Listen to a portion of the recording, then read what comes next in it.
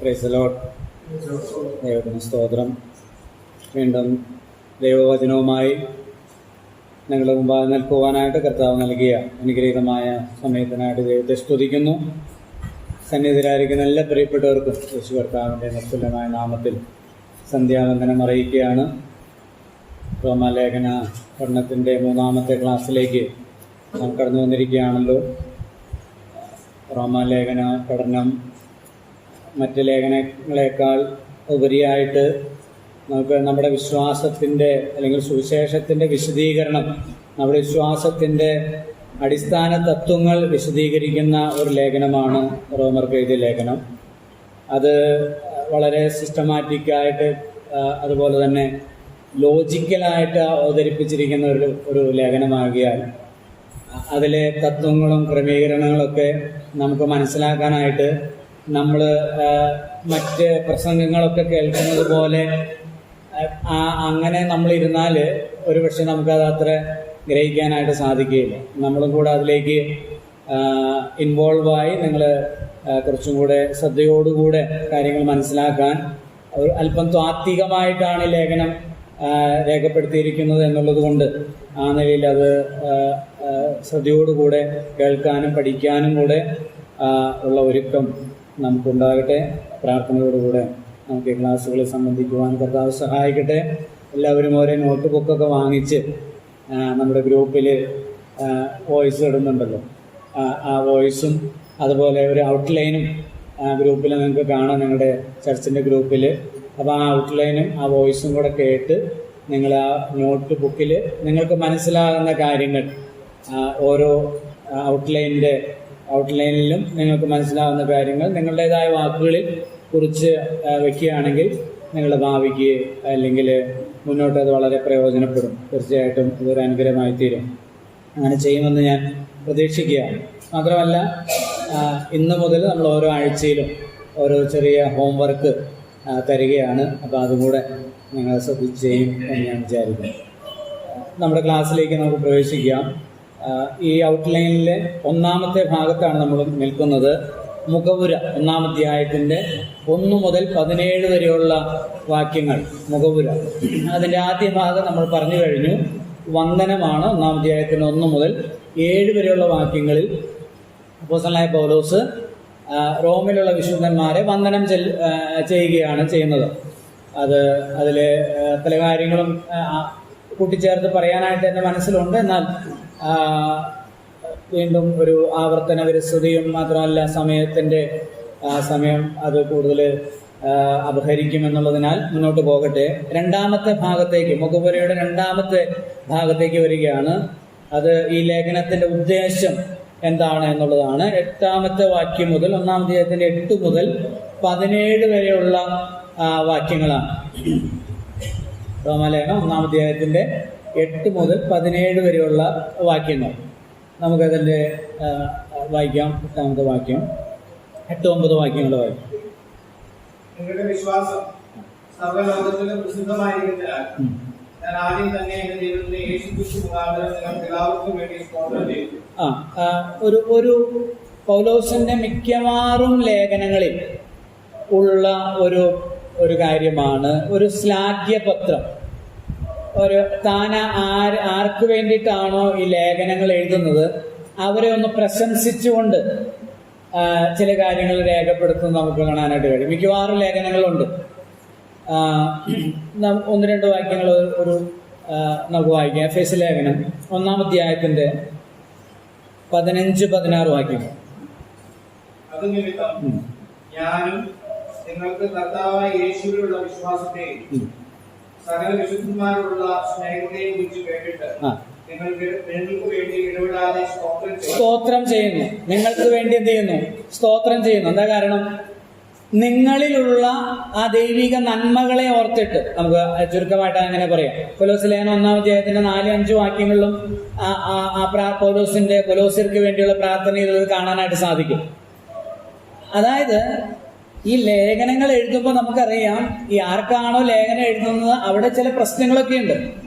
ആ സഭകളിലെ ചില ദുരുപദേശങ്ങളും ചില പ്രശ്നങ്ങളൊക്കെ ഉണ്ടെങ്കിലും അവരെ ഓർത്ത് ദൈവസേനയിൽ പ്രാർത്ഥിക്കുമ്പോൾ അവർക്ക് വേണ്ടി ദൈവത്തെ സ്തുതിക്കാനായിട്ട് ചില കാര്യങ്ങൾ എന്ത് ചെയ്യുന്നുണ്ട്? അപ്പോസ്തലനായ പൗലോസ് കണ്ടെടുക്കുന്നുണ്ട്. അതായത് തിന്മകൾ മാത്രമല്ല, തെറ്റുകൾ മാത്രമല്ല, ഏത് മനുഷ്യന്റെ ജീവിതത്തിലും ഏതെങ്കിലും ഒരു വശത്ത് ചില നന്മകൾ കാണും. അപ്പോൾ ദൈവത്തെ സ്തുതിക്കാനായിട്ട് ആ നന്മകൾ ചികഞ്ഞെടുക്കുകയാണ് ചെയ്യുന്നത്. റോമിലുള്ള വിശുദ്ധന്മാരെ ഓർത്ത് ദൈവത്തിന്റെ സന്നിധിയിൽ പ്രാർത്ഥിക്കുമ്പോൾ അവർക്ക് വേണ്ടി സ്തോത്രം ചെയ്യുന്നു. എഫെസോസിലുള്ള വിശുദ്ധന്മാർക്ക് വേണ്ടി പ്രാർത്ഥിക്കുമ്പോൾ അവർക്ക് വേണ്ടി സ്തോത്രം ചെയ്യുന്നു. സ്തോത്രം ചെയ്യുന്നതിൽ നമ്മൾ സ്തോത്രം ചെയ്യാറുണ്ടോ പ്രാർത്ഥിക്കുമ്പോൾ? അല്ലേ? നമ്മൾ ഒരാൾക്ക് വേണ്ടി പ്രാർത്ഥിക്കുക. അപ്പൊ ആ ആൾക്ക് വേണ്ടി എന്ത് ചെയ്യണം? ആദ്യം ഇന്നിന്ന കാരണങ്ങൾ, കർത്താവേ ആ സഹോദരന്, എൻ്റെ സഭയിൽ ഇന്ന സഹോദരൻ, ഇന്ന സഹോദരിക്ക് ഇന്നിന്ന ഗുണങ്ങളൊക്കെ കർത്താവെ കൊടുത്തിട്ടുണ്ടല്ലോ എന്ന് പറഞ്ഞ് സ്തോത്രം ചെയ്യുമ്പോൾ ആ ബന്ധം ദൃഢമായിട്ട് തീരാനായിട്ട് സാധിക്കും. അതിന് നമ്മൾ നന്മ കണ്ടെത്താനായിട്ട് ഉള്ള കണ്ണ് നമുക്ക് ആവശ്യമുണ്ട്. നമ്മളെന്താ കാണുന്നുള്ളൂ? നമ്മള് ദോഷൈക ദൃക്കുകളാണ്. അതുകൊണ്ട് നമുക്ക് എന്തേ കാണാൻ പറ്റുന്നുള്ളൂ? തിന്മ മാത്രമേ കാണാനായിട്ട് സാധിക്കുന്നുള്ളൂ. അങ്ങനെയല്ല, നന്മയും കാണാനായിട്ട് സാധിക്കുമ്പോൾ ദൈവത്തെ സ്തുതിക്കാനായിട്ട് കഴിയും. ഇനി അതിൽ നിന്ന് ഒരു കാര്യം കൂടെ, മറ്റുള്ളവർ നമ്മളെ ഓർത്ത് പ്രാർത്ഥിക്കുമ്പോൾ അവർ നമ്മെ ഓർത്ത് ദൈവത്തെ സ്തുതിക്കാനും കൂടെ ഒരു ഇടം ഉണ്ടാകണം. അതിനുള്ള ഒരു വക നമ്മൾ അവരുടെ മുമ്പിൽ പ്രസന്റ് ചെയ്യേണ്ടത് ആവശ്യമാണ്. അപ്പം ഇവിടെ അപ്പോസ്തലൻ റോമക്കാരെ കുറിച്ചും, റോമിലുള്ള വിശുദ്ധന്മാരെ, എഫെസോസിലുള്ള വിശുദ്ധന്മാരെ, കൊലോസിലുള്ള വിശുദ്ധന്മാരെ കുറിച്ച് ഓർക്കുമ്പോൾ ദൈവത്തെ സ്തുതിക്കാനായിട്ട് പ്രഥമ ദൃഷ്ടിയാൽ അവരിൽ ചില കാര്യങ്ങൾ കാണുന്നുണ്ട്. അവരുടെ വിശ്വാസം, സകല വിശുദ്ധന്മാരോടുമുള്ള സ്നേഹം, അങ്ങനെയുള്ള പല കാര്യങ്ങളിലും അവർ മുൻപന്തിയിലായിരുന്നു.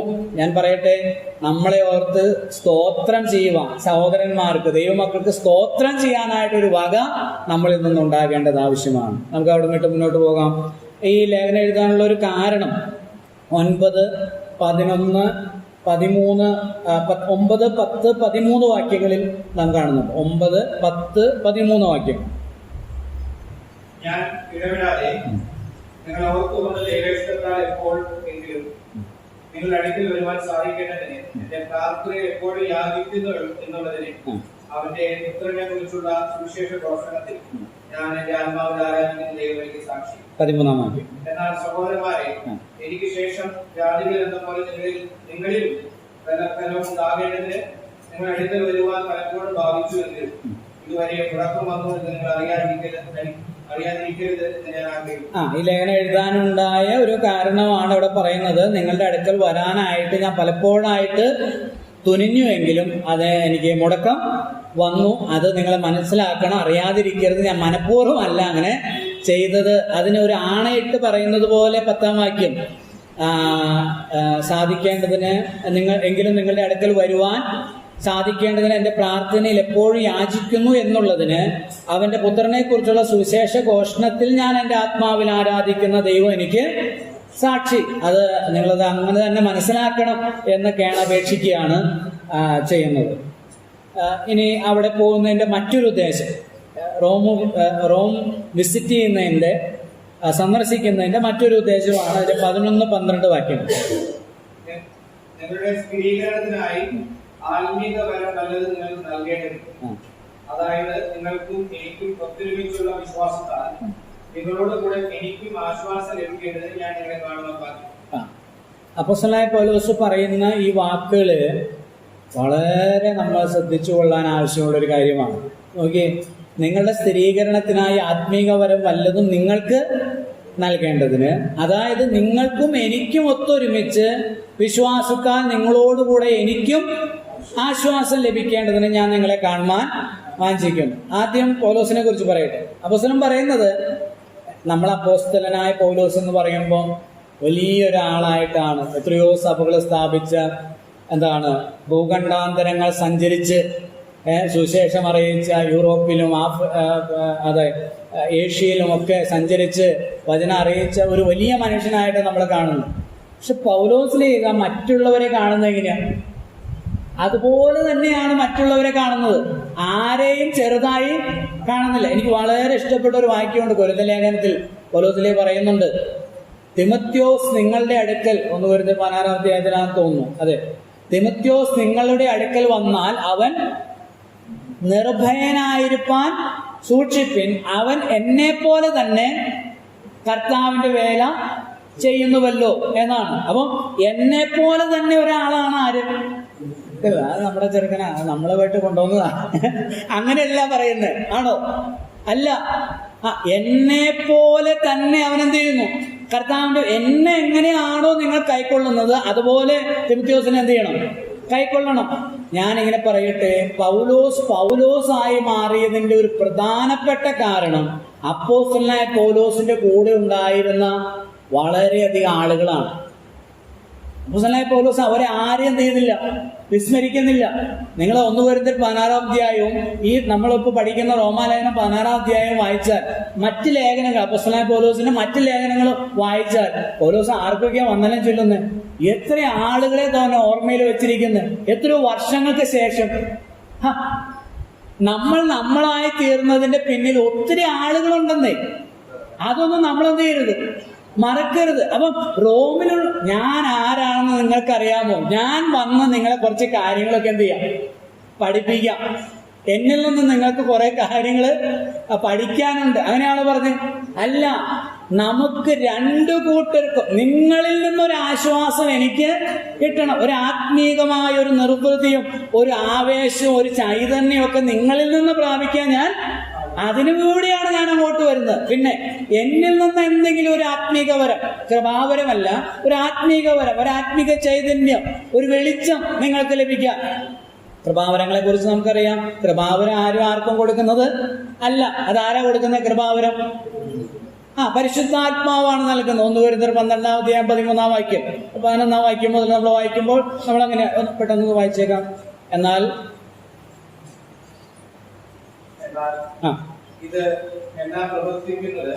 ഇതെല്ലാം പ്രവർത്തിക്കുന്നത്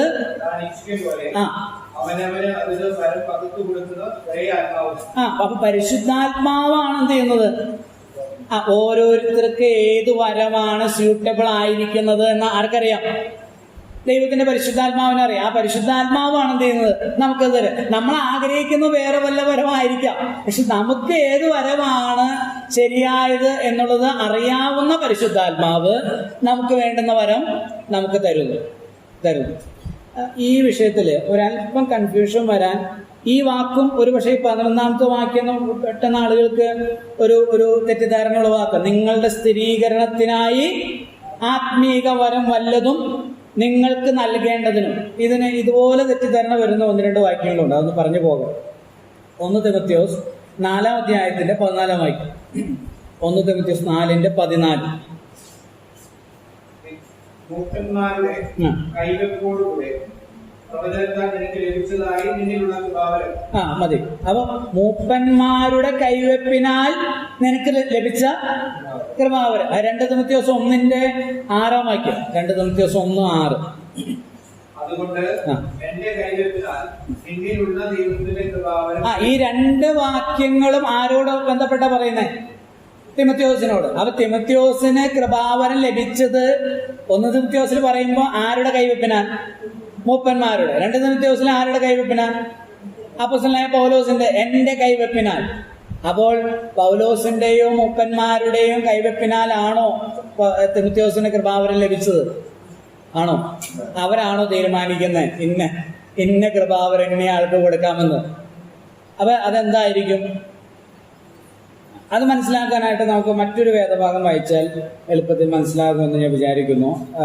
അപ്പോസ്തല പ്രവൃത്തി 13-ാം അധ്യായം 1 മുതൽ 3 വരെയുള്ള വാക്യങ്ങൾ നമുക്കൊന്ന് വായിക്കാം. അപ്പോസ്തല പ്രവൃത്തി 13-ാം അധ്യായത്തിന്റെ 1 മുതൽ 3 വരെയുള്ള വാക്യങ്ങൾ. അന്ത്യോക്യയിലെ സഭയിൽ ബർന്നബാസ് ലീഗർ എന്ന പേരുള്ള ശിമോൻ, കുറേക്കാരനായ ലൂക്കോസ്, ഇടപ്രഭുവായ ഹെരോദോവിലൂടെ വളർന്ന മനായൻ, ശൗൽ എന്നീ പ്രവാചകന്മാരും ഉപദേഷ്ടാക്കന്മാരുണ്ടായിരുന്നു. അവർ കർത്താവിനെ ആരാധിച്ചും പ്രവർത്തിച്ചും കൊണ്ടിരിക്കുമ്പോൾ ഞാൻ ബർന്നബാസിനെയും ശൗലിനെയും വിളിച്ചിരിക്കുന്ന വേലയ്ക്കായിട്ട് അവരെനിക്ക് വേർതിരിക്കുകയും എന്ന് പരിശുദ്ധാത്മാവ് പറഞ്ഞു. അങ്ങനെ അവർ ഉപവസിച്ച് പ്രാർത്ഥിച്ച് അവരുടെ മേൽ കൈവച്ച് അവരെ പ്രവേശിച്ചു. ഇതിന്റെ ഒരു പശ്ചാത്തലം ഞാൻ ഒന്നാമത്തെ നമ്മുടെ ക്ലാസ്സിൽ പറഞ്ഞിരുന്നു. അന്ത്യോക്യയിലെ സഭ ഒരു വിജാതീയ സഭയാണ്. യെരുശലേമിലെ അപ്പോസ്തലന്മാര് അന്ത്യോക്യ സഭയെ കുറിച്ച് കേട്ടിട്ട് ആരെ അയച്ചു? 11-ാം അധ്യായത്തിന്റെ 20 മുതലുള്ള വാക്യങ്ങൾ നമ്മൾ വായിക്കുന്നത് ബർന്നബാസിനെ അയച്ചു. ബർന്നബാസ് ചെന്നപ്പോൾ വളരെ കൂട്ടം ആളുകൾ അവിടെ ഉണ്ട്. അപ്പൊ അവരെല്ലാവരെയും ഒരുമിച്ച് തനിക്ക് നയിക്കാനായിട്ട് കഴിയാത്തത് കൊണ്ട് ആരെ തേടിപ്പോയി? ശൗലിനെ തേടിപ്പോയി തർസോസിലേക്ക്. പൗലോസിനെ കൂട്ടിക്കൊണ്ട് ആ ഒരു വാക്യം വായിക്കണം. 11-25-26 അവൻ ശൗലിനെ തരുവാൻ തർസോസിലേക്ക് പോയി. അവനെ കണ്ടെത്തിയാറെ അന്ത്യോക്യയിലേക്ക് കൂട്ടിക്കൊണ്ടുവന്നു. അവർ 1 സംവത്സരം മുഴുവനും സഭായോഗങ്ങളിൽ പങ്കെടുക്കുകയും ബഹുജനത്തെ ഉപദേശിക്കുകയും ചെയ്തു. അപ്പോൾ 1 വർഷം മുഴുവൻ ആരൊക്കെ? പൗലോസും ബർന്നബാസും എവിടെ ശുശ്രൂഷിച്ചു? അന്ത്യോക്യ സഭയിൽ നിരന്തരമായിട്ട് ശുശ്രൂഷിച്ചു. അവർ നിരന്തരമായിട്ട് സഭായോഗങ്ങളിൽ പങ്കെടുക്കുന്നു, ദൈവവചനം പഠിപ്പിക്കുന്നു, ശുശ്രൂഷകൾ ചെയ്യുന്നു. അങ്ങനെ ചെയ്തുകൊണ്ടിരിക്കുമ്പോൾ ഇനിയാണ് നമ്മൾ മനസ്സിലാക്കേണ്ടത്. അങ്ങനെ അവർ ചെയ്തുകൊണ്ടിരിക്കുമ്പോഴാണ് 2-ാമത്തെ വാക്യം 13:2 അവർ കർത്താവിനെ ആരാധിച്ചും ഉപവസിച്ചും കൊണ്ടിരിക്കുമ്പോൾ ഞാൻ ബർന്നബാസിനെയും ശൗലിനെയും വിളിച്ചിരിക്കുന്ന വേലയ്ക്കായി അവരെ എനിക്ക് വേർതിരിപ്പിൻ എന്ന് പരിശുദ്ധാത്മാവ്. അപ്പൊ അവർക്ക് എന്ത് കൃപാവരമാണ് കൊടുത്തിരിക്കുന്നത് എന്നുള്ളത് ആർക്ക് മനസ്സിലായി? സഭയ്ക്ക് മനസ്സിലായി. മനസ്സിലാവുന്നുണ്ടോ? 1 വർഷം മുഴുവനും നിരന്തരമായി സഭായോഗങ്ങളിൽ പങ്കെടുക്കുകയും ശുശ്രൂഷകൾ ചെയ്തു പോരുകയും ചെയ്യാണ്. അല്ലാതെ എവിടെയോ കിടന്നിട്ട് ഒരു ദിവസം പെട്ടെന്ന് കയറി വന്നിട്ട് ഞാൻ സുവിശേഷകനാണെന്ന് പറയുന്നതല്ല, എനിക്ക് ഇന്ന കൃപാവരം ഉണ്ടെന്ന് പറയുന്നതല്ല. അതിനെ നമ്മൾ കണക്ട് ചെയ്ത് മനസ്സിലാക്കണം. ഇനി അത് മനസ്സിലാക്കാനായിട്ട് തിമോഥെയോസിന്റെ 1-ാം ലേഖനം 3-ാം അധ്യായത്തിന് 9-10 വാക്യങ്ങളൂടെ ചേർത്ത് വായിച്ച്. 1 തിമോഥെയോസ് 3-ാം അധ്യായത്തിന് 9-10 വാക്യങ്ങൾ. അവർ വിശ്വാസത്തിന്റെ മർമ്മം ശുദ്ധ മനസ്സാക്ഷിയിൽ വെച്ച് ശുശ്രൂഷകന്മാരെ കുറിച്ച് പറയുന്നതാണ്. അത് നമുക്ക് മേലിൽ നിന്ന് വായിക്കാം. അപ്പൊ കുറച്ച് ക്ലാരിറ്റി കിട്ടിക്കോട്ടെ. 8-ാം വാക്യം മുതൽ. അവണ്ണം ശുശ്രൂഷകന്മാർ ജ്ഞാനശാലികളായിരിക്കും, ഇരുവാക്കുകാരും മദ്യപന്മാരും ദുർലാഭമോഹികളും വരുന്നു. അവർ വിശ്വാസത്തിന്റെ മർമ്മം ശുദ്ധ മനസ്സാക്ഷിയിൽ വെച്ചുകൊള്ളുന്നവരായിരിക്കണം. അവരെ ആദ്യം പരീക്ഷിക്കണം. അനന്യരായി കണ്ടാൽ അവർ ശുശ്രൂഷകൻ വരെ. ആദ്യം അവരെന്ത് ചെയ്യണം? അത് നമ്മൾ കണക്ട് ചെയ്തേ. 1 വർഷം മുഴുവനും സഭായോഗങ്ങളിൽ പങ്കെടുക്കുകയും ശുശ്രൂഷകൾ ചെയ്തുകൊണ്ടിരിക്കുകയായിരുന്നു. അപ്പോഴാണ് സഭയ്ക്ക് മനസ്സിലായത്, പരിശുദ്ധാത്മാവ് അത് ബോധ്യമാക്കി. സഭ ആരാലാ നയിക്കപ്പെടുന്നത്? ദൈവത്തിന്റെ ആത്മാവിനാലാണ്, പരിശുദ്ധാത്മാവിനാലാണ് എല്ലാവരും നയിക്കപ്പെടുന്നതെങ്കിൽ പരിശുദ്ധാത്മാവ് ഒരു വ്യക്തിക്ക് കൊടുത്ത കൃപാവരം മറ്റുള്ളവർക്ക് എന്ത് ചെയ്യും? ആ കൃപാവരങ്ങളെ എക്സിക്യൂട്ട് ചെയ്യുന്നതിനാൽ, അവരെ അത് ഉപയോഗിക്കുന്നതിനാൽ മറ്റുള്ളവർക്ക് അതെന്ത് ചെയ്യും? ബോധ്യമാകും. അപ്പൊ നിരന്തരമായി അങ്ങനെ ചെയ്തുകൊണ്ടിരുന്നപ്പോൾ അവർക്ക് മനസ്സിലായി, ഇന്ന വേലയ്ക്ക് വേണ്ടിയിട്ട് പൗലോസിനെയും ബർന്നബാസിനെയും വിളിച്ചിട്ടുണ്ട്. അവരെന്ത് ചെയ്തു? 13:3 അപ്പോസ്തലപ്രവൃത്തി 13:3 അവരുടെ മേൽ കൈവച്ച് അവരെ പറഞ്ഞയച്ചു. അപ്പൊ കൈവച്ചതിനാലാണോ കൃപാവരം കിട്ടിയത്? ആണോ? അല്ല. കൃപാവരം ആര് കൊടുത്തതാ? പരിശുദ്ധാത്മാവ് കൊടുത്തതാണ്. സഭയ്ക്ക് അത് മനസ്സിലായപ്പോൾ സഭ അവർക്ക് ആ കൃപാവരം ഉണ്ട് എന്ന് എന്ത് ചെയ്തു? ഉറപ്പിച്ചു. ആ ശുശ്രൂഷയ്ക്കായി അവരെ അനുഗ്രഹിച്ച് അയച്ചു. സഭ അവരെ നിയോഗിച്ചു എന്ന് പറയുന്നത് തെറ്റാണ്. നിയോഗിച്ചതാരാ? കർത്താവാണ്. അപ്പൊ അവർക്ക് ആ വരമുണ്ട് എന്ന് സഭ എന്ത് ചെയ്തു? അതിനെ ഒരു കറക്റ്റായിട്ട് ഒരു വാക്ക് പറയും. ബോധ്യപ്പെട്ടു. നമ്മൾ ആ കമന്റേഷൻ ലെറ്ററിലൊക്കെ നമ്മളൊക്കെ സാധാരണ എഴുതുന്ന അത് ബോധ്യപ്പെട്ടു. അത്രേ ഉള്ളൂ. ആ ബോധ്യപ്പെടലിൽ നിന്ന് ചെയ്ത കാര്യമാണത് കൈവച്ച്. അപ്പോൾ തിമോഥെയോസിന്റെ ലേഖനത്തിൽ പറഞ്ഞ കാര്യം എന്താ? അന്ന് മൂപ്പന്മാർക്ക്, ഇവിടെ അന്ത്യോക്യ സഭയിലെ മൂപ്പന്മാർ ചെയ്ത അതേ കാര്യമാണ് തിമോഥെയോസിനുള്ള ബന്ധത്തിൽ തിമോഥെയോസിന്റെ സഭയിലെ മൂപ്പന്മാർ ചെയ്തത്. ആ കൃപാവരം ഉണ്ടെന്ന് കണ്ടിട്ട് എന്ത് ചെയ്തു? കൈവച്ചു. പൗലോസും ചെയ്തത് തന്നെയാണ്. ദൈവത്തിന് സ്തോത്രം. അപ്പൊ ഇത് നമ്മൾ തെറ്റിദ്ധരിക്കരുത്. നമുക്ക് എന്ത് കൃപാവരമാണെന്ന് ആദ്യം നമ്മൾ മനസ്സിലാക്കി അത് നമ്മൾ എന്റർടൈൻ ചെയ്യുമ്പോൾ, നമ്മളത് ഉപയോഗിക്കുമ്പോൾ ഇത് ഞാൻ പറയട്ടെ, ഇത് ആരെ തന്നെ? ദൈവവചനം പഠിപ്പിക്കാനുള്ള കൃപാവരം ആരാ എനിക്ക് തന്നെ? പരിശുദ്ധാത്മാവ് തന്നതല്ലേ? എന്റെ കഴിവാണോ? അല്ലല്ലോ. ബിംസോറിനൊക്കെ അറിയാം, എഴുന്നേറ്റ് ഒരു വാക്ക് പറയുമ്പോഴത്തേനും മുണ്ട് കൂട്ടിയിടിച്ച് തീ പാറിക്കുന്ന ആളെ കൊണ്ട് ഇത് പറയിപ്പിക്കണമെങ്കിൽ അത് ആര് തരുന്ന? പരിശുദ്ധാത്മാവ് തരുന്നത്. അപ്പൊ അത് ഞാനായിട്ട് സ്ഥാപിക്കേണ്ട ആവശ്യം ഇല്ല. അത് ആ കൃപാവരം ഞാൻ ഉപയോഗിക്കുമ്പോൾ ദൈവം ഏൽപ്പിച്ചതാണെങ്കിൽ സ്വാഭാവികമായിട്ട് ആത്മീകരായവർ അതിനെന്ത് ചെയ്യും? മനസ്സിലാക്കുകയും അത് അംഗീകരിക്കുകയും ചെയ്യും. അത്രേ ഉള്ളൂ. അത് പിടിച്ചു മേടിക്കേണ്ടതോ അത് നമ്മൾ സ്ഥാപിക്കേണ്ട ഒരു കാര്യം അല്ല. സ്തോത്രം. നമുക്ക് മുന്നോട്ട് പോകാം. 1-ാം അധ്യായത്തിന്റെ എത്ര വരെ നമ്മൾ വായിച്ചേ? അപ്പോസ്തലൻ തന്റെ ആത്മീയവരങ്ങളെ നൽകേണ്ടതിനും കൂടിയാണ് അവിടേക്ക് പോകാനായിട്ട് ആഗ്രഹിച്ചത്. നമുക്ക് താഴേക്ക് 14-ാമത്തെ വാക്യം മുതൽ വായിക്കും. യവനന്മാർക്കും ബർബരന്മാർക്കും ജ്ഞാനികൾക്കും ബുദ്ധിഹീനർക്കും ഞാൻ കടക്കാരനാകുന്നു. അങ്ങനെ റോമയിലുള്ള നിങ്ങളോടും സുവിശേഷം അറിയിക്കുവാൻ എന്നാൽ ആവോളം ഞാൻ ഒരുങ്ങിയിരിക്കുന്നു. സുവിശേഷത്തെ കുറിച്ച് എനിക്ക് ലജ്ജയില്ല. വിശ്വസിക്കുന്ന ഏവനും ആദ്യം യഹൂദനും പിന്നെ യവനനും അത് രക്ഷയ്ക്കായി ദൈവശക്തിയാകുന്നത്. പൗലോസ്ലീഹ പറയുന്നത് യവനന്മാർക്കും ബർബരന്മാർക്കും, അതായത് ഞാൻ അങ്ങോട്ട് വരാൻ വേണ്ടി ഒരുങ്ങിയിരിക്കുക. അപ്പൊ എല്ലായിടത്തും സുവിശേഷം പറയാനായിട്ട് ഞാൻ ആരാ? കടംപെട്ടവനാണ്, കടക്കാരനാണ്. യവനന്മാർക്കും ബർബരന്മാർക്കും ജ്ഞാനികൾക്കും ബുദ്ധിഹീനർക്കും ഞാൻ.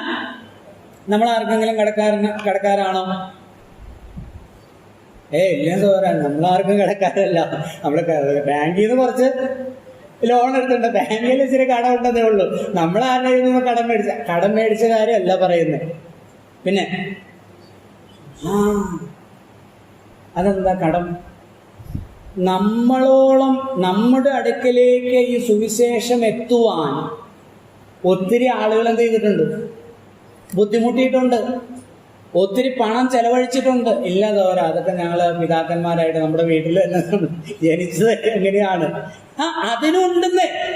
ഈ പിതാക്കന്മാർ വിശ്വാസത്തിലേക്ക് വരുവാനായിട്ട് ജർമ്മനിയിലും ഇംഗ്ലണ്ടിലും കിടന്ന സാധാരണക്കാരായ അല്ല, നല്ല എന്താ പറയുന്നത്, നിലവാരത്തിൽ, സാമ്പത്തിക നിലവാരത്തിൽ ജീവിച്ചുകൊണ്ടിരുന്ന മനുഷ്യര് അവരുടെ ജീവിതത്തെ തന്നെ ബലിയർപ്പിച്ചിട്ട് ആർക്കും വേണ്ടാത്ത ഇന്ത്യയിലേക്ക് കടന്നു വന്ന് അവരുടെ ജീവിതത്തെ ഹോമിച്ചിട്ടാണ് നമ്മളൊക്കെ സുവിശേഷം അറിഞ്ഞത്, കേട്ടത്. നമ്മൾ ഇന്നുള്ള ഈ നിലവാരത്തിലേക്ക് നമ്മൾ ഉയർന്നത് നമ്മൾ കടംപെട്ടവരാ.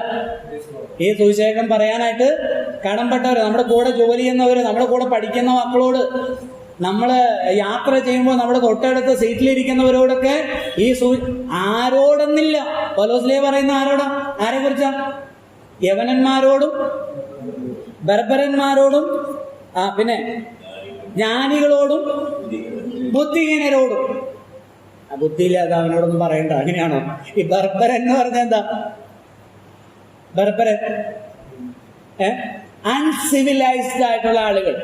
സംസ്കാരം മിഷണറിമാര് ചെയ്തത്. ഇന്ന് മലയാളി സംസ്കാരത്തിന്റെ അങ്ങേയറ്റത്ത് കയറി നിൽക്കുന്നുണ്ടല്ലോ.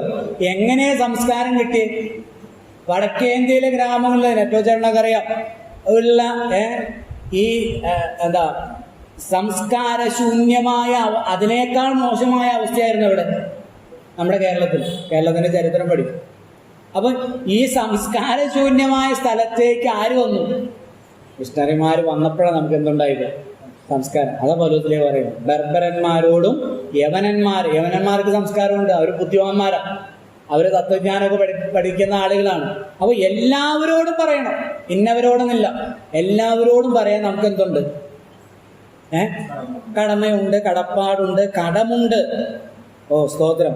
അങ്ങനെ റോമയിലുള്ള നിങ്ങളോടും സുവിശേഷം അറിയിപ്പാൻ എന്നാൽ ആവോളം ഒരുങ്ങിയിരിക്കുന്നു. സുവിശേഷത്തെക്കുറിച്ച് ലോകത്തിൽ ലജ്ജിക്കാതെ പറയാൻ പറ്റുന്ന ഒരു സന്ദേശം, ഒരു വ്യക്തി ഉണ്ടെങ്കിൽ അതാരാ? നമ്മുടെ കർത്താവായ യേശു. നമ്മൾ പിന്തുടരുന്ന ആ വിശ്വാസ സംഹിതയും നമ്മൾ പിന്തുടരുന്ന നമ്മുടെ കർത്താവായ യേശു ക്രിസ്തുവും അല്ലാതെ ലോകത്തിൽ എല്ലായിടത്തും ഒരുപോലെ പറയാൻ കൊള്ളാവുന്ന, നെഞ്ചു വിരിച്ച് പറയാൻ കൊള്ളുന്ന വേറെ ഒരു ഇസവും ഇല്ല. ഈ ഇന്റർനെറ്റൊക്കെ വന്നപ്പോൾ പല മഹാന്മാരും ഇപ്പൊ എയറിലായി. പല മഹോന്നതരും എന്തായി, എയറിലായി. ഇന്റർനെറ്റൊക്കെ വന്നപ്പോൾ അവരുടെയൊക്കെ കുൽസിത പ്രവൃത്തികളൊക്കെ, അപ്പോൾ 10 മനുഷ്യർ അത് വായിക്കാനും ഒക്കെ തുടങ്ങിയപ്പോൾ ഇപ്പം പലരെ കുറിച്ച് മിണ്ടാൻ പറ്റാത്ത സാഹചര്യമാണ്. എന്നാൽ എല്ലായിടത്തും പറയാൻ കൊള്ളാകുന്ന ഒരു സന്ദേശമാണ് സുവിശേഷം. സുവിശേഷത്തെ കുറിച്ച് എനിക്ക് ലജ്ജയില്ല. വിശ്വസിക്കുന്ന ഏവനും പൗലോസിന്റെ എത്ര മനോഹരമായിട്ടാണ് തൻ്റെ വിഷയത്തിലേക്ക് വരുന്നത്. ആ മുഖവുരയൊക്കെ പറഞ്ഞ് അവരെ കുറിച്ചുള്ള വന്ദനം ചൊല്ലി ശ്ലാഘ്യപത്രം പറഞ്ഞ് ഈ എഴുത്തിന്റെ കാരണമൊക്കെ പറഞ്ഞ് അതങ്ങനെ അനുവാചകർക്ക് പോലും അറിയാത്ത ഇതുപോലെ ആ വിഷയത്തിലേക്ക് വരികയാണ്. വിഷയത്തിലേക്ക് എന്താണ് വിഷയം? 16-ാം വാക്യം. സുവിശേഷത്തെ കുറിച്ച് എനിക്ക് ലജ്ജയില്ല. വിശ്വസിക്കുന്ന ഏവനും, ആദ്യം യഹൂദനും പിന്നെ ഏവനും, അത് രക്ഷയ്ക്കായി ദൈവശക്തിയാകുന്നുവല്ലോ. അതിൽ ദൈവത്തിന്റെ നീതി വിശ്വാസം ഹേതുവായും വിശ്വാസത്തിനായിക്കൊണ്ടും വെളിപ്പെടുന്നു. നീതിമാൻ വിശ്വാസത്താൽ ജീവിക്കുമെന്ന് എഴുതിയിരിക്കുന്നുവല്ലോ. വിഷയത്തിലേക്ക് വരിക. വിഷയത്തിലേക്ക് വന്നു. എന്താ വിഷയം? നീതിമാൻ അല്ലെങ്കിൽ വിശ്വാസത്താലുള്ള നീതീകരണം. ഈ വാക്യം 17-ാം വാക്യം പഠിക്കണേ, കാണാതെ പഠിക്കണം. അടുത്ത ആഴ്ചത്തേക്കുള്ള ഒരു ഹോംവർക്കായിട്ട് കണക്കാക്കാം. 17-ാമത്തെ വാക്യം പഠിക്കുക. അതിൽ ദൈവത്തിന്റെ നീതി വിശ്വാസം ഹേതുവായും വിശ്വാസത്തിനായിക്കൊണ്ടും വെളിപ്പെടുന്നു. നീതിമാൻ എത്ര പ്രധാനപ്പെട്ട വാക്യമോ ആ വാക്കാണെന്നറിയാമോ? ഹബക്കൂക്ക് 2-ാമത്തെ 4-ാം വാക്യം. നീതിമാൻ വിശ്വാസത്താൽ ജീവിക്കും. നവോത്ഥാനത്തിന് തുടക്കമിട്ടത് ഈ വാക്യം. ഏത്? എന്റെ നീതിമാൻ വിശ്വാസത്താൽ ജീവിക്കും. മാർട്ടിൻ ലൂതർ ഈ വാക്യം വായിച്ചിട്ടാണ് എന്റെ നീതിമാൻ വിശ്വാസത്താൽ ജീവിക്കും എന്ന് പറഞ്ഞാൽ വിശ്വാസം ഉണ്ടെങ്കിൽ നാളെ ജീവിക്കാന്നല്ല, പ്രായോഗിക ജീവിതത്തെ കുറിച്ചല്ല. പിന്നെ വിശ്വാസത്താലാണ് നീതീകരണം കിട്ടുന്നത് എന്നാണ് അതിന്റെ അർത്ഥം. അപ്പൊ അത് വായിച്ചപ്പോൾ ഒരു ഇടുത്തി വീണ പോലെയായി. അയ്യോ, അങ്ങനെയാണോ? എന്റെ മതത്തിന് ചെയ്തു കൂട്ടുന്നതായ ഈ ആചാരാനുഷ്ഠാനങ്ങളൊക്കെ അങ്ങനെയാണെങ്കിൽ വെറുതെ ആണല്ലോ. താൻ വീണ്ടും വായിക്കാൻ തുടങ്ങി. അപ്പോഴാണ് തനിക്ക് മനസ്സിലായത് ഗലാത്യ ലേഖനത്തിലും വിശ്വാസത്താലുള്ള നീതീകരണത്തെ കുറിച്ചാണല്ലോ. അപ്പൊ ഗലാത്യ ലേഖനത്തെ അദ്ദേഹം വളരെയധികം സ്നേഹിച്ചിരുന്നു. തൻ്റെ പ്രിയ പത്നിയുടെ പ്രേമഭാജനത്തിന്റെ പേരിട്ടാണ് ഗലാത്യ ലേഖനത്തെ അദ്ദേഹം വിളിച്ചുകൊണ്ടിരുന്നത്. എൻ്റെ പ്രിയപ്പെട്ട കാത്തി എന്നാണ് മാർട്ടിൻ ലൂതർ ഗലാത്യ ലേഖനത്തെ വിളിച്ചുകൊണ്ടിരുന്നത്. അതായത് വിശ്വാസത്താലുള്ള നീതീകരണം. അത് വലിയൊരു അറിവാണ്, അത് വലിയൊരു മർമ്മമാണ്. അതെല്ലാവർക്കും മനസ്സിലാകണമെന്നില്ല. അത് ഒരു ലളിതമായ സത്യമാണ്, പക്ഷെ അനേകർക്കും അതൊരു മർമ്മമാണ്. ഇടർച്ചക്കല്ലാണ്. നമുക്കത് നോക്കാം. അതിലെന്തുമാത്രം യാഥാർത്ഥ്യമുണ്ട്, ശരിയുണ്ട് എന്നുള്ളത് നമ്മൾ തുറന്നുള്ള ക്ലാസ്സുകളിൽ പഠിക്കാനായിട്ട് പോവുകയാണ്. അപ്പോൾ ഇനി നമ്മൾ ചിന്തിക്കുന്നത് രണ്ടാമത്തെ പ്രധാന ഹെഡിങ് ആണ് നീതീകരണത്തിന്റെ അനിവാര്യത. നീതീകരണത്തിന്റെ അനിവാര്യത 1-ാം അധ്യായത്തിന്റെ 18 മുതൽ 3-ാം അധ്യായത്തിന്റെ 20-ാമത്തെ വാക്യം വരെയാണ് ഈ ശീർഷകം മുന്നോട്ട് പോകുന്നത്. നീതീകരണത്തിന്റെ അനിവാര്യത 1-18 മുതൽ 3-ാം അധ്യായത്തിന്റെ 20 വരെയുള്ള വാക്യങ്ങൾ. 1-18 മുതൽ 3-20 വരെയുള്ള വാക്യങ്ങൾ. അപ്പൊ അതിലെ ആദ്യത്തെ ഉപശീർഷകം, അപ്പൊ ശീർഷകം എന്താണ്? നീതീകരണത്തിന്റെ എന്തുകൊണ്ട് നീതീകരണം ആവശ്യമാണ് എന്നുള്ളതാണ്. എന്തുകൊണ്ട് നീതീകരണം ആവശ്യമാണ്? എന്തുകൊണ്ട് നീതീകരണം ആവശ്യം?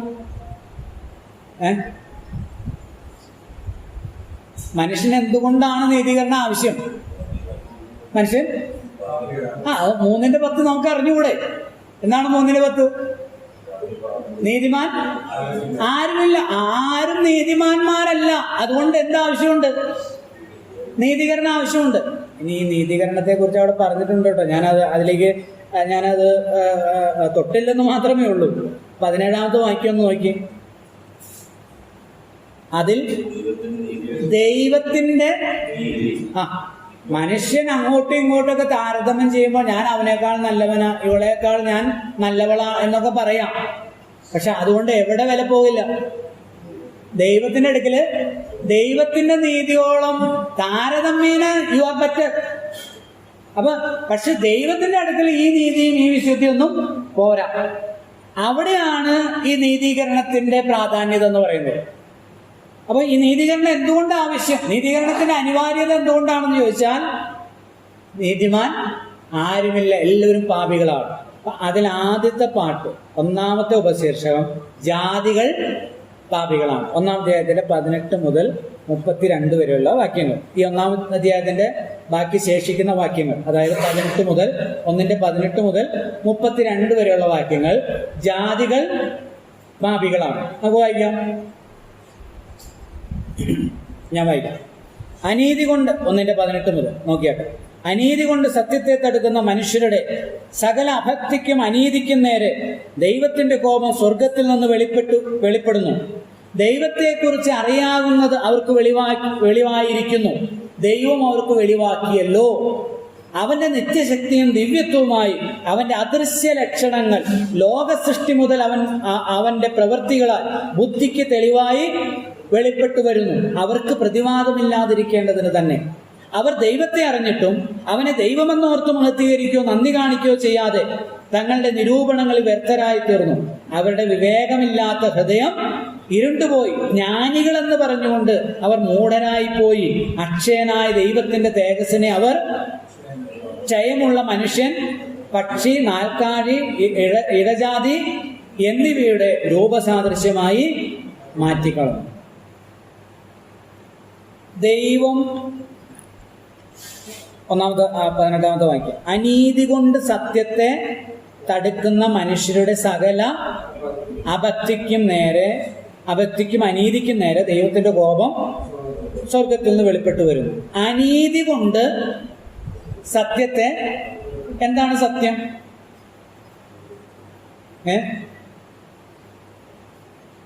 അനീതി കൊണ്ട് സത്യത്തെ തടുക്കുന്നു. അത് ഈ വാക്ക് പല പ്രാവശ്യം ആവർത്തിച്ചിട്ടുണ്ട്. 25-ാമത്തെ വാക്യം, 24-25 വാക്യം.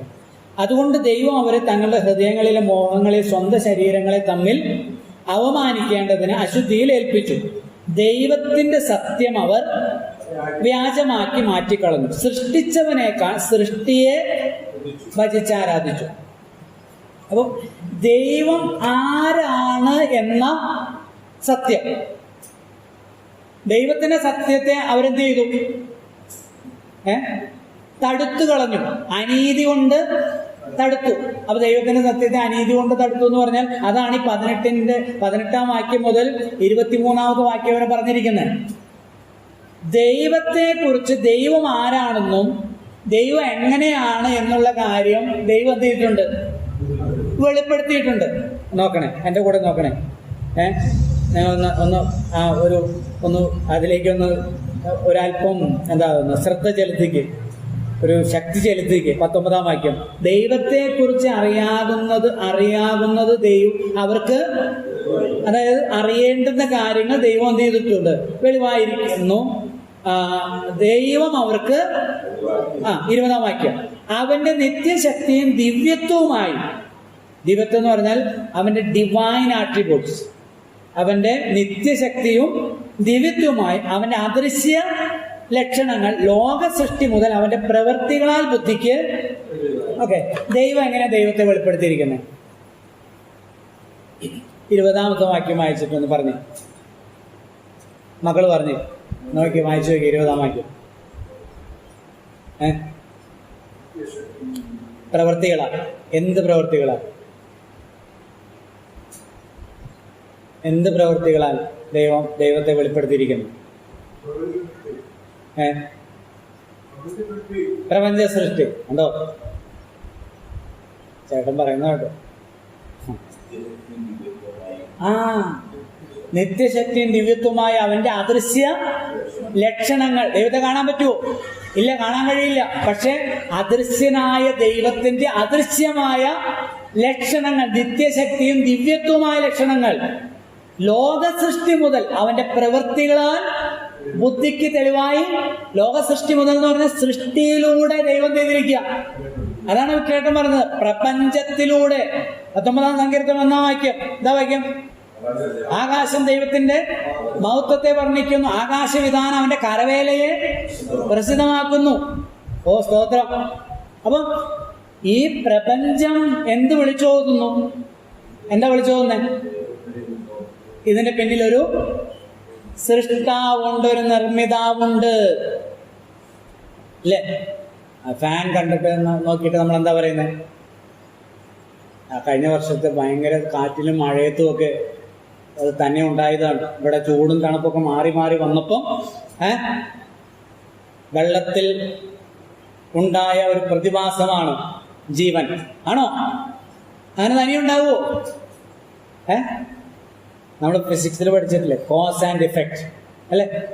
എഫക്റ്റ് ഉണ്ടാകണേ എന്ത് വേണം? ഒരു കോസ് വേണം. ഒരു കോസ് ഉണ്ടെങ്കിൽ എന്തുള്ളൂ? ഒരു എഫക്റ്റ് ഉണ്ടാകുള്ളൂ. അല്ല, അതുകൊണ്ടോ ഫിസിക്സിൽ നീ അത് പഠിച്ചിട്ട് ദൈവത്തിന്റെ കാര്യം വരുമ്പോ നീ പറയുക ഇതെല്ലാം തനിയെ ഉണ്ടായതെന്ന്. എബ്രായർ ലേഖനം 11-ാം അധ്യായത്തിന്റെ 3-ാമത്തെ വാക്യം വായിച്ചോട്ടെ. എബ്രായർ 11:3. ഈ കാണുന്ന ലോകത്തിനെ ദൃശ്യമായതല്ല കാരണം എന്ന് വരുമാറി ലോകം ദൈവത്തിന്റെ വചനത്താൽ നിർമ്മിക്കപ്പെട്ടു എന്ന്. ഈ കാണുന്ന ലോകത്തിന്, നമ്മളിപ്പോ ലോകം കാണുന്നില്ലേ? ആകാശവും ഭൂമിയും കാണുന്നില്ലേ? സൂര്യനും ചന്ദ്രനും നക്ഷത്രങ്ങളും കാണുന്നില്ലേ? ഇതിലെ ഈ ചരാചരങ്ങളൊക്കെ നമ്മൾ കാണുന്നില്ലേ? പക്ഷെ കാണുന്ന ലോകത്തിന് എന്തല്ല കാരണം? എന്താ എഴുതിയിരിക്കുന്നത്? ഈ കാണുന്ന ലോകത്തിന് ദൃശ്യമായതല്ല കാരണം. ദൃശ്യമായതല്ല കാരണം. ഈ കണ്ണട ഒരു പദാർത്ഥമാണ്, അല്ലേ? പദാർത്ഥമല്ലേ? ഒരു പദാർത്ഥം. മക്കള് പറയണേ, നിങ്ങൾ ഫിസിക്സ് ഒക്കെ പഠിക്കുന്നല്ലേ? ഈ പദാർത്ഥം ഇങ്ങനെ ഒരു പദാർത്ഥമായി തീർന്നത് ഇപ്പൊ നമ്മൾ ഇതിന്റെ ഒരു ചെറിയൊരു കഷ്ണം മുറിച്ചെടുക്കും. അപ്പൊ അതൊരു പദാർത്ഥമാണല്ലോ. ആ പദാർത്ഥമായി ഇരിക്കുന്നത് എന്തുകൊണ്ടാണ്? അല്ലെങ്കിൽ എങ്ങനെയാ അത് പദാർത്ഥമായത് ആകുന്നത്?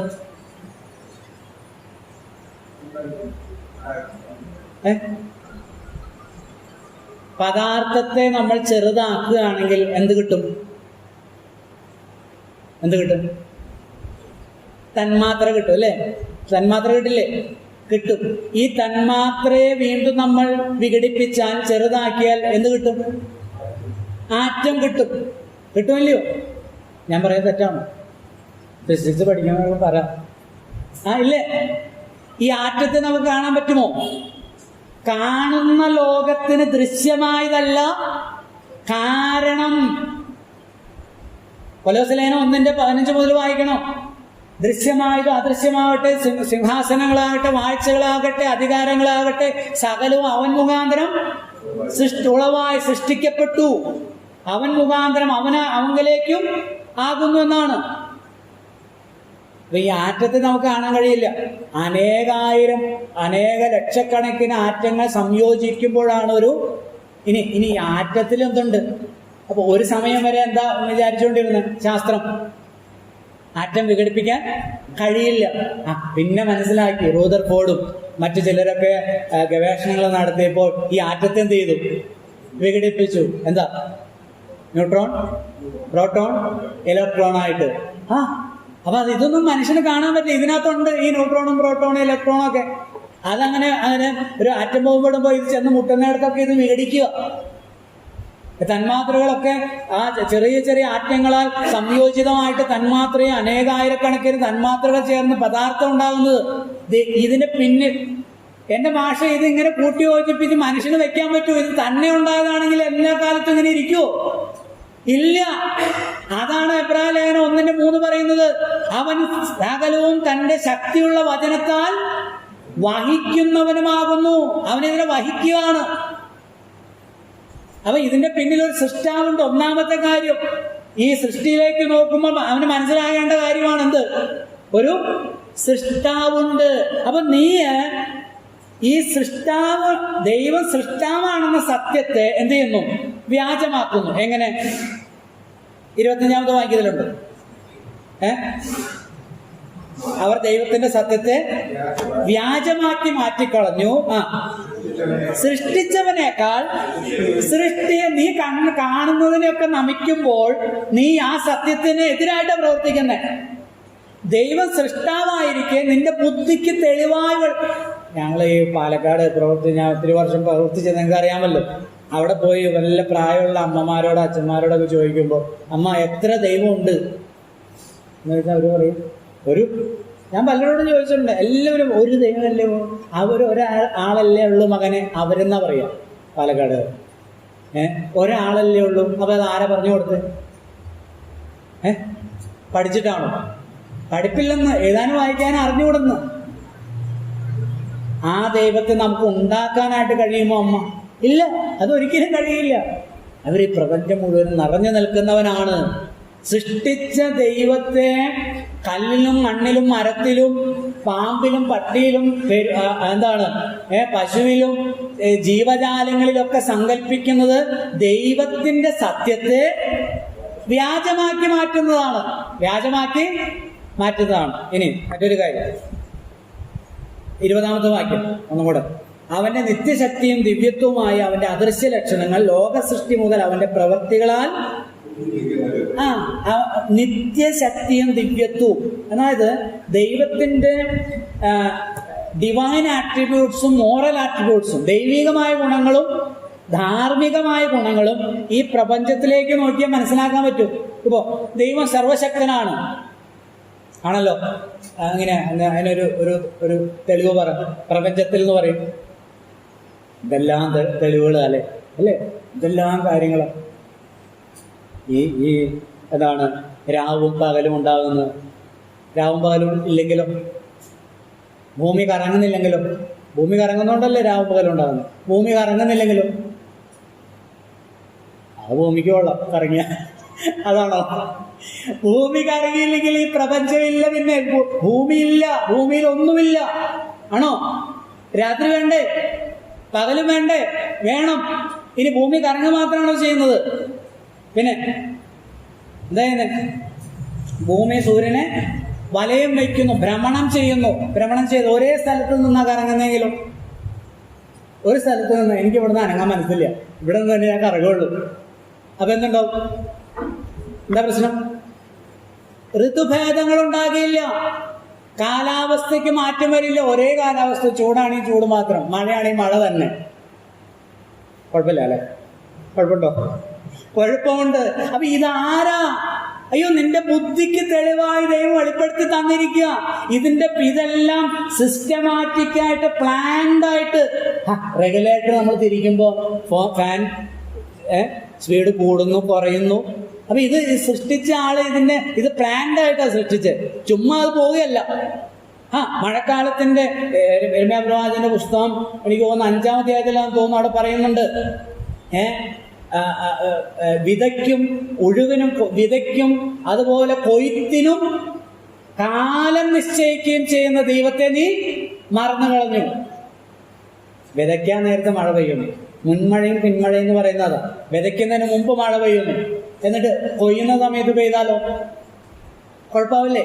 അപ്പൊ നമ്മുടെ കേരളത്തിലെ മഴക്കാലത്തിന്റെ നടുവില് ഓണമാകുന്ന സമയത്ത്, കൊയ്യുന്ന സമയത്ത് മഴ മാറി നിൽക്കും. അത് കഴിഞ്ഞിട്ടാണ് പിന്നെ തുലാവർഷം വരുന്നത് അല്ലേ? തെക്ക് പടിഞ്ഞാറ് കാലവർഷം ആദ്യം വരും. അത് കഴിഞ്ഞ് അപ്പോഴേക്കും ഇതെല്ലാം വിതച്ചു കഴിയുമ്പോൾ പിന്നെ പ്രവാചക പുസ്തകം പറയുന്നത് ആ ദൈവത്തെ, സൃഷ്ടാവായ ദൈവത്തെ, സർവശക്തനായ ദൈവത്തെ. ഇനി ദൈവം സർവജ്ഞാനിയാണ്. നമ്മൾ ജീവിച്ചിരിക്കാൻ ഏറ്റവും ആവശ്യമുള്ള ഘടകം എന്താ? ഓക്സിജൻ അല്ലേ? ചിലര് പൈസ എന്നാ പറയുന്നത്, കാശാന്നാ പറയുന്നത്. ഓക്സിജനാണ്. 800 കോടി മനുഷ്യർ ഭൂമിയിലുണ്ട്, അതിന്റെ എത്രയോ ഇരട്ടി ജീവജാലങ്ങളുണ്ട്. ഓക്സിജൻ എടുക്കുന്നു, കാർബൺ ഡൈ ഓക്സൈഡ് പുറത്തേക്ക് വിടുന്നു. ഓക്സിജൻ തീർന്നു പോകുന്നുണ്ടോ? എന്താ പോകാത്തെ? ചെടികള്. നമ്മൾ എന്തെങ്കിലും കാര്യങ്ങൾ ചെയ്തിട്ട് നമുക്കറിയാമോ അവസാനം എന്താവുമെന്ന്? നമുക്കറിയാമോ? ഇല്ല. നമ്മൾ പറയില്ലേ, പണി പാളിയിലോ, ആകെപ്പെട്ടൂലോടാ. ദൈവത്തിന് അങ്ങനെ താടയ്ക്ക് കൈ കൊടുക്കേണ്ട ആവശ്യം.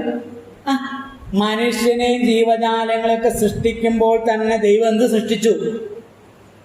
ഈ വൃക്ഷലതാദികളെ സൃഷ്ടിച്ചു. അതിന്റെ ദൈവം സിസ്റ്റം വെച്ചേക്കണം കേട്ടോ. നമ്മൾ പുറത്തേക്ക് വിടുന്ന കാർബൺ ഡൈ ഓക്സൈഡിനെ ഓക്സിജൻ ആക്കാൻ വേണ്ടി ദൈവം സിസ്റ്റം വെച്ചിരിക്കുക. അല്ലാതെ കുറെ നാൾ കഴിയുമ്പോൾ എല്ലാവരും മരിച്ച് ഓക്സിജൻ കിട്ടാതെ മരിച്ചു വീഴുമ്പോൾ താടയ്ക്ക് കൈ കൊടുത്തിരിക്കേണ്ട ആവശ്യം ദൈവത്തിനില്ല. അതിനാ സർവജ്ഞാനി എന്ന് പറയുന്നത്. നീ അത് മനസ്സിലാക്കിയിട്ട് ആ സൃഷ്ടാവും സർവശക്തനും സർവജ്ഞാനിയുമായ ദൈവത്തിന് മുമ്പാകെ എന്ത് ചെയ്യണം? കൈകൂപ്പണം, അതിന്റെ തല കുനിക്കണം. അല്ലാതെ അവിടെ എഴുതിയിരിക്കുന്നു നോക്കി, 1:21, അവർ ദൈവത്തെ അറിഞ്ഞിട്ടും അവനെ ദൈവമെന്ന് ഓർത്ത് മഹത്വീകരിക്കുകയോ നന്ദി കാണിക്കുകയോ ചെയ്യാതെ തങ്ങളുടെ നിരൂപണങ്ങളിൽ വ്യർത്ഥരായി തീർന്നു. അവരുടെ വിവേകമില്ലാത്ത ഹൃദയം ഇരുണ്ടുപോയി. ജ്ഞാനികളെന്ന് പറഞ്ഞുകൊണ്ട് അവർ മൂഢരായി പോയി. അക്ഷയം എന്ന് പറഞ്ഞാൽ നാശമില്ലാത്ത അനശ്വരനായ ദൈവത്തിന്റെ തേജസ്സിനെ അവർ ക്ഷയമുള്ള എന്ന് പറയുന്നത് നശിച്ചു പോകുന്ന, ഇല്ലാതായി പോകുന്ന മനുഷ്യൻ, പക്ഷി, നാൽക്കാലി, ഇഴജാതി എന്നിവയുടെ രൂപസാദൃശ്യമുള്ള വിഗ്രഹങ്ങൾക്ക് കൈമാറിയെന്നാണ് POC ബൈബിളിൽ. രൂപസാദൃശ്യമാക്കി മാറ്റിക്കളഞ്ഞു. അതാണ് ഏറ്റവും വലിയ തെറ്റ്. അതായത് സത്യദൈവത്തെ, ദൈവത്തിന്റെ സത്യത്തെ അംഗീകരിക്കാൻ, ഉൾക്കൊള്ളുവാൻ, അത് വിശ്വസിക്കുവാൻ, അത് മാത്രം വിശ്വസിക്കാൻ മനസ്സില്ലാത്തത് കൊണ്ടാണ് വിഗ്രഹാരാധനയിലേക്ക് തിരിയുന്നത്. അത് ഏഥൻസിലെ അപ്പോസ്തലനായ പൗലോസ് പ്രസംഗിക്കുമ്പോൾ പറയുന്നുണ്ട്, നാം അവന്റെ സന്താനം എന്ന് വരികയാ. ദൈവം മനുഷ്യന്റെ സങ്കല്പത്തിലും കരവിരുതിലും സ്വർണം, വെള്ളി, വിലയേറിയ കല്ല് എന്നിവയിൽ കൊത്തിയെടുക്കുന്ന പ്രതിമ പോലെയാണ് എന്ന് വിചാരിക്കേണ്ടതില്ല. അപ്പൊ മനുഷ്യൻ നിരൂപിക്കുകയാണ് ദൈവം എങ്ങനെയായിരിക്കും, ഇലക്ട്രിസിറ്റി എങ്ങനെയായിരിക്കും. കാണാൻ പറ്റൂ? ഇല്ല, കാണാൻ പറ്റില്ല. വായു എങ്ങനെയായിരിക്കും? കാണാൻ പറ്റില്ല. പക്ഷെ അതിൻ്റെ സ്വഭാവങ്ങൾ, അതിൻ്റെ പ്രവൃത്തിയിൽ നിന്ന് മനസ്സിലാക്കാം. അങ്ങനെ നീ മനസ്സിലാക്കൂ ദൈവത്തെ. അപ്പോൾ നിനക്ക് മനസ്സിലാകും ഈ പശു ദൈവമല്ലെന്ന് മനസ്സിലാകും. അല്ലെങ്കിൽ ഈ ജീവജാലങ്ങളൊന്നും ദൈവമല്ല, അത് ദൈവത്തിന്റെ സൃഷ്ടിയാണെന്ന് മനസ്സിലാകും. നീ ഉണ്ടാക്കുന്നതും ദൈവമല്ല, അത് നിന്റെ സൃഷ്ടിയാണ്. നീയാണ് അതിന്റെ ദൈവം. താഴേക്ക് വായിക്കാം. അതുകൊണ്ട് ദൈവം എന്ത് ചെയ്തു? 24-ാം വാക്യം, മൂന്ന് വാക്യങ്ങൾ വായിച്ച് അവസാനിക്കും. 24-ാം വാക്യം, 26-ാം വാക്യം, 28-ാം വാക്യം. അതുകൊണ്ട് ദൈവം അവരെ തങ്ങളുടെ ഹൃദയങ്ങളിലെ മോഹങ്ങളിൽ സ്വന്തം ശരീരങ്ങളെ തമ്മിൽ അപമാനിക്കേണ്ടതിനെ അശുദ്ധിയിൽ ഏൽപ്പിച്ചു. ദൈവം അവരെ, ഒറ്റ വാക്കിൽ പറഞ്ഞാൽ ദൈവം അവരെ അശുദ്ധിയിൽ ഏൽപ്പിച്ചു. 26-ാം വാക്യം. അതുകൊണ്ട് ദൈവം അവരെ അവമാനരാഗങ്ങളിൽ ഏൽപ്പിച്ചു. ദൈവം അവരെ അവമാനരാഗങ്ങളിൽ ഏൽപ്പിച്ചു. 28-ാം വാക്യം. ദൈവത്തെ പരിജ്ഞാനത്തിൽ ധരിക്കുവാൻ ഇഷ്ടമില്ലാത്തത് തക്കവണ്ണം ദൈവം അവരെ ഉചിതമല്ലാത്തത് ചെയ്യുവാൻ നികൃഷ്ട ബുദ്ധിയിൽ ഏൽപ്പിച്ചു. 3 പ്രാവശ്യം ഏൽപ്പിച്ചു. എന്തുകൊണ്ടാണ് മനുഷ്യൻ പാപം ചെയ്യുന്നതിന്റെ തത്വം ഇവിടെ പറഞ്ഞിട്ടുണ്ട്. മനുഷ്യൻ പാപം എന്തുകൊണ്ട് ചെയ്യുന്നു എന്നുള്ളതിന്റെ തിയറി ഇവിടെ പറഞ്ഞിട്ടുണ്ട്. അടുത്ത ആഴ്ച ഞങ്ങളത് ചിന്തിച്ചിട്ട് പോകാം. എന്താണ് ആളുകൾ ചിന്തിക്കുന്ന ദൈവം പൊതുവെ ഒരു എന്താ പറയുന്നത്, ആളുകളുടെ ഒരു ചോദ്യം ഉണ്ടല്ലോ, എന്താണ് ദൈവമല്ല എല്ലാം സൃഷ്ടിച്ച്, അപ്പൊ നന്മയും തിന്മയും ദൈവമല്ലേ സൃഷ്ടിച്ച്? അല്ല, ഇപ്പൊ നമ്മൾ വെളിച്ചത്തിലായിരിക്കുന്നത് അല്ലേ? ഈ വെളിച്ചത്തിൽ നമ്മൾ പുറത്തേക്ക് പോയാൽ, ഇന്ന് രാത്രി നമ്മൾ പുറത്തേക്ക് അങ്ങോട്ട് നീങ്ങിപ്പോയാൽ എന്തുണ്ടാവും? ഇരുട്ടുണ്ടാവും. അതാ എൻ്റെ തത്വം. സത്യദൈവത്തെ നിനക്ക് വേണ്ടെങ്കിൽ നീ എന്തില്ല? പിന്നെ ഇരുട്ടില്ല, പാപത്തില്ല. ദൈവം വെളിച്ചമാണ്, ദൈവം വിശുദ്ധനാണ്, ദൈവം നീതിമാനാണ്, ദൈവം പരിശുദ്ധനാണ്. ദൈവത്തിന്റെ സത്യത്തെ 28-ാം വാക്യത്തിൽ അതുണ്ട്. ദൈവത്തെ പരിജ്ഞാനത്തിൽ ധരിപ്പാൻ ഇഷ്ടമില്ലാത്തതിന് തക്കവണ്ണം ദൈവം അവരെ ഉചിതമല്ലാത്തത് ചെയ്യുവാൻ നികൃഷ്ട ബുദ്ധിയിൽ ഏൽപ്പിച്ചു. ദൈവം എന്താണോ അങ്ങനെ തന്നെ എന്ത് ചെയ്യുക? വിശ്വസിക്കുക, സ്വീകരിക്കുക, അംഗീകരിക്കുക. ദൈവത്തിന്റെ സത്യത്തെ അംഗീകരിക്കുക. അംഗീകരിക്കാത്തവർ എന്തിലാണ്? ഇരുട്ടിലാണ്. അതായത് ദൈവത്തിൽ നിന്ന് അകലെയാണ്. സ്വാഭാവികമായിട്ട് അവർ പാപത്തിലാണ്. അപ്പോൾ ജാതികൾ ആരാണ്? പാപികൾ ആണ്. അവർക്കും എന്താ ആവശ്യമുണ്ട്? അപ്പൊ നമ്മളാരായിരുന്നു? അല്ല, നമ്മളും ജാതികളായിരുന്നു. യഹൂദന്മാരല്ലല്ലോ, ജാതികളായിരുന്നു. പക്ഷെ നമ്മെ ദൈവം ചെയ്തു നീതീകരിച്ചു. ഈ പറയുന്ന എല്ലാ പാപങ്ങളിൽ നിന്നും നമ്മുടെ സങ്കല്പവും വ്യർത്ഥ വിചാരങ്ങളിൽ നിന്നും ദൈവം നമ്മെ വിടുവിച്ചു. ദൈവപുത്രൻ വന്നുവെന്നും സത്യദൈവത്തെ അറിയുവാൻ വിവേകം തന്നു എന്നും 1 യോഹന്നാൻ 5:20. ഇന്ന് നമുക്കുള്ള വിവേകം ഉണ്ടല്ലോ, പരിജ്ഞാനം, ആ ദൈവപുത്രനിൽ കൂടെ നമുക്ക് ലഭിച്ചതാണ്. ഒരു കാലത്ത് നമ്മുടെ പിതാക്കന്മാരൊക്കെ ഈ പറഞ്ഞ കാര്യങ്ങളായിരുന്നു ചെയ്തുകൊണ്ടിരുന്നത്. എന്നാൽ ദൈവം നമുക്ക് വിടുതൽ നൽകിയതോർത്ത് നന്ദിയുള്ളവരായി കർത്താവിനെ സേവിക്കുവാൻ കർത്താവ് നമ്മെല്ലാവരും സഹായിക്കട്ടെ. അവിടുത്തെ വലിയൊരു നാമം ആയിട്ടുണ്ട്.